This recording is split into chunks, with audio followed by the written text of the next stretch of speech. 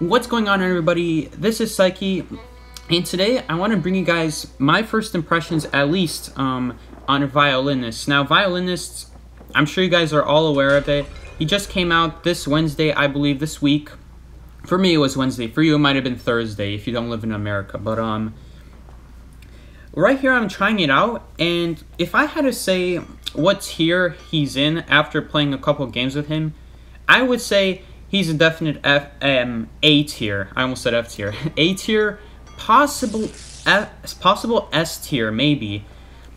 Because the way I see him as, he's a really strong double hit hunter. He's very similar to Ripper in the way that Ripper can double hit if it's out in the open or like next to a wall. And Violinist kind of specializes in that same field. So right here, you guys are going to actually see that even though you can get this double hit, it's very difficult to actually land the violin shots. It definitely does require some skill. Right there, I did manage to hit the Priestess, and I feel like this is the way most top hunters are going to do it. They're going to put a music note at the palette, and then what they're going to do is as soon as you drop the palette or go next to it, they're going to drop a music note at their feet.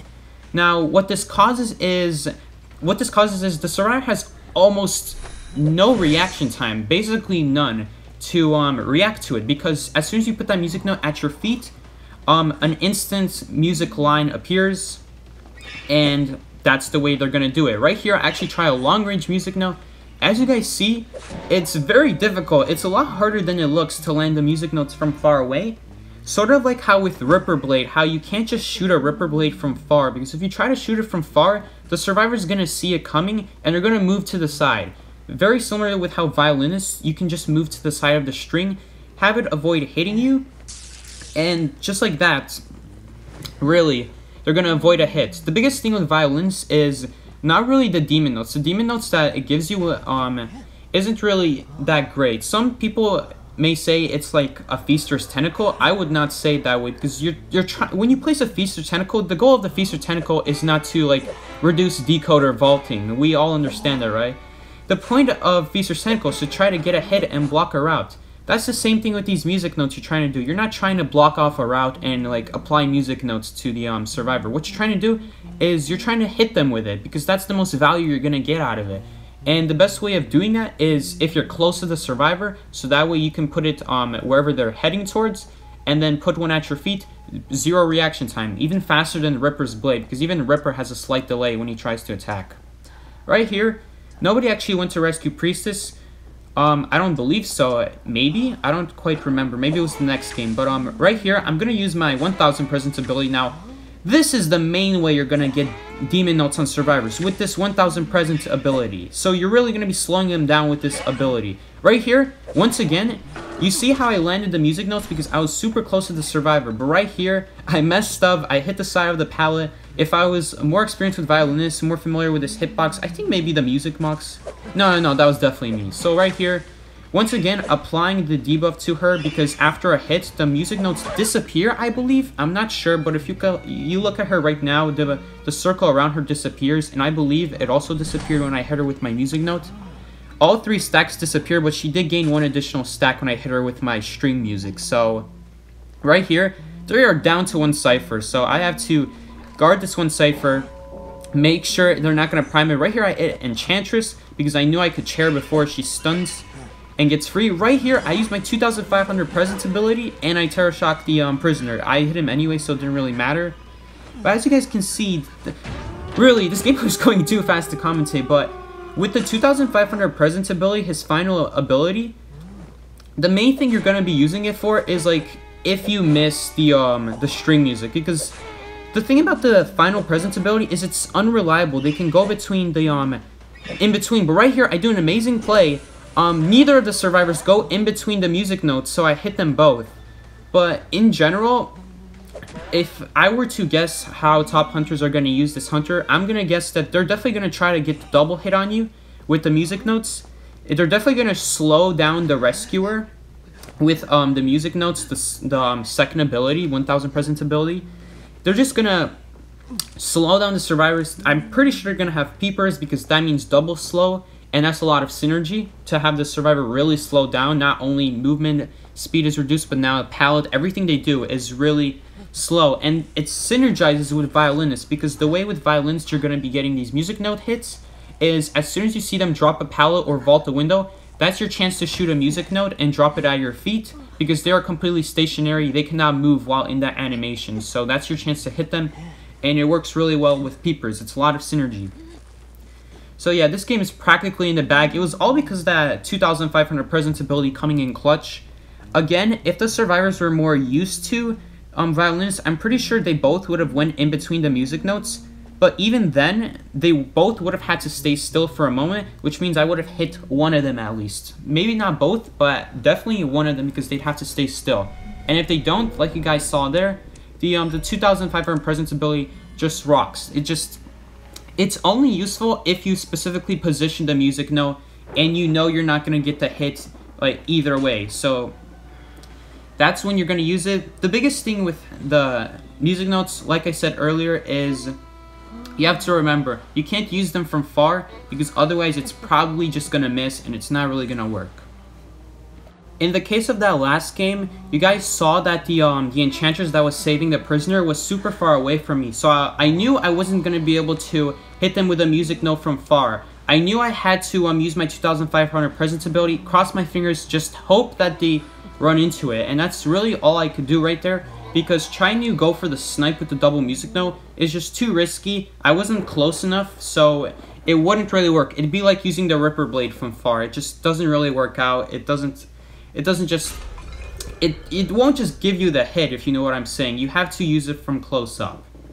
So right here, once again, same map, Ever Sleeping Town. It's kind of nice how I'm getting the new Hunter gameplay and the new map gameplay that supposedly should be in rank pretty soon. I don't know when, but I think Chinese already has it. I'm not sure. Maybe it was just a quick match, the gameplay I saw of it. But right here, as you guys see, that the cowboy saw me from a distance, and he ran away. He ran far away. So there was no way I'm chasing him. It would just waste too much time. Instead, I'm gonna chase this person who didn't see me from far away. And if you guys watched my video earlier about what is it called, the guide to this map, you have to be careful about that pallet, because if you drop it, the hunter can just go around, just as I did right here. Right here, though, you guys saw me miss the music note string, and that's something about this hunter that I don't think top tier hunters will be able to afford to do. They can't miss that string music note, because if they do, that's like missing a Ripper Blade. It's just a big waste of time, because then for the next 13 seconds, you won't really be able to do anything. Right here, I think I once again missed the string note. Yeah, right there. So I got lucky here that the female dancer showed up right in front of the pallet, so I did get a free hit.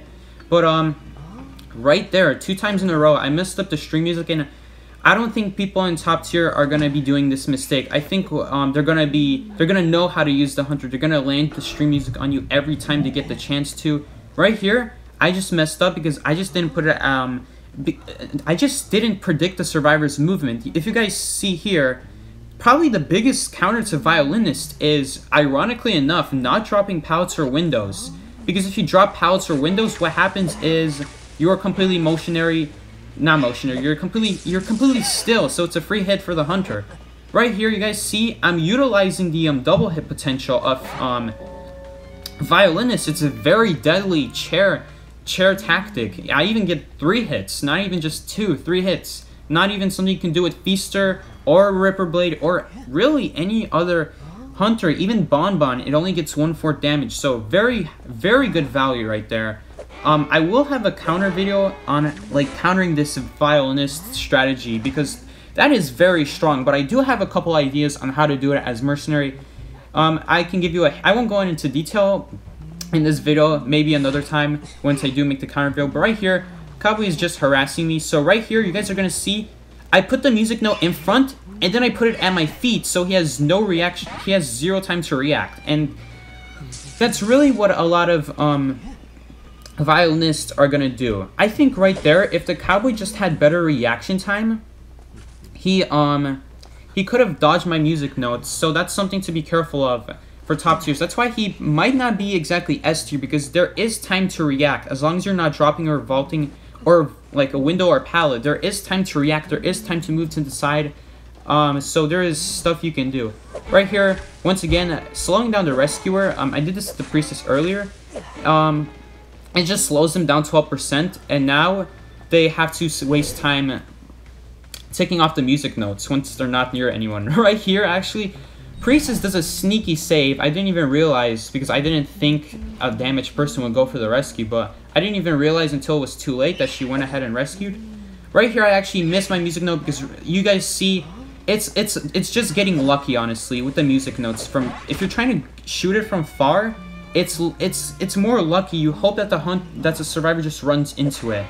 Right there, the priestess ran into it, but the female dancer did not. So it's really just a guessing game if you're not close to them. If you try to like YOLO once again, right there, if it's not at your feet, you give the survivor more reaction time, and the music note takes longer to travel. So really, you can't use it from far. You have a very limited range, or else it won't work. And right here, I'm just ruining these survivors by putting all these music notes on them. And right here, the main purpose of the music notes, like on the prisoner and the priestess and the cowboy, is just to slow them. Is just to like slow down the game in case they try to decode. Right there, even though I used this music note from a range, it still worked out because I was able to predict where she had to go. In these narrow areas, it's very easy to predict where a survivor will go. And if they try to avoid the music note, then they're probably going to get hit anyway. Like if that female dancer moved out of the way, then I would have just hit her with my basic attack and done that. Once again, just doing the same thing here, just trying to slow the game down, because they can't remove these music notes until they're not within other survivors. Right here, I get lucky. Prisoner just happens to go through the portal. And really, I believe I hit prisoner and priestess with a couple of my demon notes, which means now they have to split apart from each other, and they're gonna have to waste time removing those notes, or else they can't decode at all, like hardly. Right here, just slowing down the cowboy. There really is no reason not to use it because it recharges so fast that like why not, you know? 14 seconds isn't that long. Right here, I missed the prisoner. I feel like if I had better aim, that would have been a hit. If I was like a top violinist as a hunter main, then I would have definitely gotten that hit. That was an easy one. Since he was in the middle of a drop animation of a vaulting, not vaulting, but dropping a POW animation, that would have been a free hit right there. So really, the main thing about violinists is every time they drop a POW or a window, that's your chance to attack. That's your chance to throw a music note, and it's just a hit that way. Right here, I'm just patrolling the chair. Right here, I see the cipher shaking. I decide it's not worth it to go after that cowboy. Instead, I'm gonna go after this prisoner. Drop a peeper down, make sure he doesn't get as much decode down. I thought maybe cowboy and priestess were healing here, but they were nowhere in sight. I went through this portal hoping that he's there, but nowhere in sight. I actually made a mistake in this game because I did not realize this entire time there were two. I'm just realizing now there were 2 ciphers remaining, so I don't know why I patrolled this cipher so hard. I thought there was 1 cipher left, but I should have camped that cowboy now that I think about it. But right here, it's too late to make like setbacks. I have to chase this one person. I thought I could break the second POW without and have the stun cancel it. For those of you that don't know, if you like hit someone or like destroy a POW right before you get stunned, it like gets rid of the animation. So I try to do that. I try to be fancy there. That's why I didn't destroy the electrical box immediately. Plus, I get a little bit of anti-electricity the next time I get shocked. Right here, once again, try to go for the long-range music note. It just doesn't work. It's very difficult to land. You have to hope that they run into the right area, and like if they're constantly moving, it's gonna be very difficult. So it's still a really good ability though. The chair camping potential, which I failed to show in this game, is just really good, very strong. Just once again patrolling the cipher. I don't want him to finish this. I did not realize there were 2 ciphers. I thought there was 1. That's why I was patrolling it so hard. Here we go. Once again, just throwing music notes at the priestess, at everyone. Priestess, prisoner, just so they can't decode as well, and the prisoner also moves slower. Right there, I actually hit the priestess. I try to hit her with my 2500 presence ability. It just doesn't work. Like it does work sometimes, but if the survivor dodges it, it's not that great, you know. But right here, This prisoner is actually gonna be a little bit predictable. I feel like if he went backwards a little bit, I would have missed that. I think a top tier survivor would have done that, but then again, I'm so close that it's so hard to react quickly enough. So right here, I think Priestess gets away with the portal.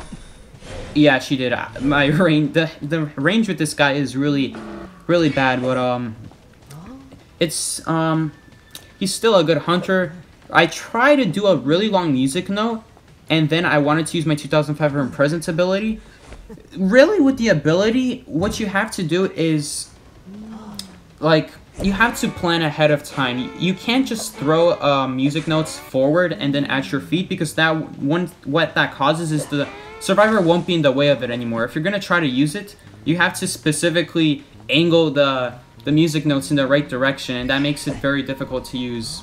Right here, I knew the Priestess would go to the wall again, so that was very predictable of her. Really, it's a prediction game from far away. So right here, I did predict correctly. Now there are 1 cipher, so now patrolling this 1 cipher is actually important. But in hindsight, had I not patrolled it earlier, ahead of time, then they probably would have had gates open by now. So I guess it wasn't a bad play in the end. Right here, Cowboy tried to actually lasso across his barrel. If he did, I would have been screwed. Maybe I would have got him, but I don't know. It's unlikely. Right here, he is moving in a straight line, and then he walks out of the way. And this is something I should have not done with in this game. I should have waited until he got close to the chair to give him as little time as possible to react. Because if you guys saw there, the chair was almost at halfway, so if I just was a little bit more patient, he would not have been able to dodge it most likely, and I probably would have gotten the double hit and sealed the save right there. Just got rid of it. Really, just like with Ripper, you have to be patient with him. You can't rush things. But, just right here and now, I'm finally deciding to camp the chair. I know Priestess is gonna come. She definitely has a port already. She's not destroying the peeper, so she's not gonna get any decode done. And Prisoner's coming to rescue. I don't know what I was doing here. I should have just hit him. But at the same time, I didn't want Priestess to come and rescue, so I was trying to be, vigilant of both of them. So right here, Prisoner does try to be a little bit greedy with the rescue. He does come, and that was his mistake to come, because now he's going to be put on the chair next. He might die instantly here. I don't remember. Priestess misses the calibration anyway, so she's not getting it done. And right here, I finish off Priestess.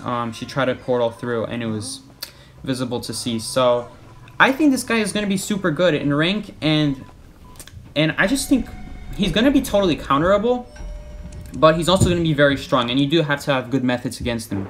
But those are my first impressions of him. I think he's going to be great. I really like him as a hunter.